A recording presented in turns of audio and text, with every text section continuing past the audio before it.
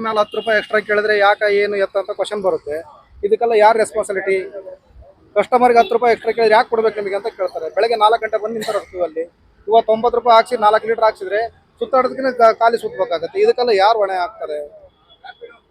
ಜೀವನ ಮಾಡೋದೇ ಕಷ್ಟ ಆಗುತ್ತೆ. ಈ ರ್ಯಾಪಿಡ್ ಬೈಕ್ನವ್ರು ನಮ್ಮ ಹತ್ರನೇ ಬಂದು ಇದು ಮಾಡ್ತಾರೆ. ಅವ್ರನ್ನೇನಾದ್ರು ಕೇಳಕ್ ಹೋದ್ರೆ ಗೌರ್ಮೆಂಟ್ ರೂಲ್ಸ್ ಆದೇಶ ಕೊಟ್ಟಿದೆ ಅಂತ ಕೇಳ್ತಿದ್ದಾರೆ. ಇದಕ್ಕೆಲ್ಲ ಯಾರು ಹೊಣೆ? ಬೆಳಗಿಂದ ಹೆಚ್ಚು ಕಡಿಮೆ ಒಂದು 600-700 ಗಾಡಿ ಇದೆ ಇಲ್ಲಿ.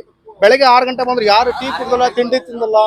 ನಿನ್ನೆ ಸಾಯಂಕಾಲ 4 ಗಂಟೆ ಹಾಕಿ ನೈಟ್ 11 ಗಂಟೆಗೆಲ್ಲ ಕ್ಲೋಸ್ ಆಯ್ತು. ಮತ್ತೆ ಬೆಳಗ್ಗೆ ಬಂದು ಕ್ಯೂ ಅಲ್ಲಿ ಹಾಕಿರೋದು ಗಾಡಿ.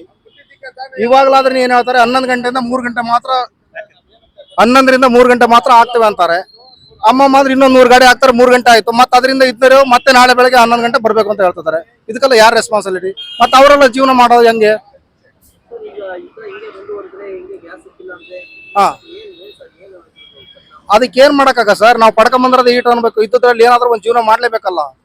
ಇದಕ್ಕೆ ಈಗ ಹಂಗೇನಾರ ಇತ್ತಂದ್ರೆ ಯುದ್ಧ ಕಂಡೀಷನ್ ಮಾಡ್ಬೇಕು. ಆಟೋ ಡ್ರೈವರ್ 15,000 ರೂಪಾಯಿ ಅಂತಂದ್ರೆ ತಿಂಗಳ ಸಂಪಾದನೆ ಕೊಡ್ಲಿ. ಅವರು ಮನೆ ಹತ್ರ ನಿಲ್ಸ್ಕೊಂತ ಗಾಡಿ ಬೇಡ ಅಲ್ಲಿ ಜೀವನನೇ ಬೇಡ.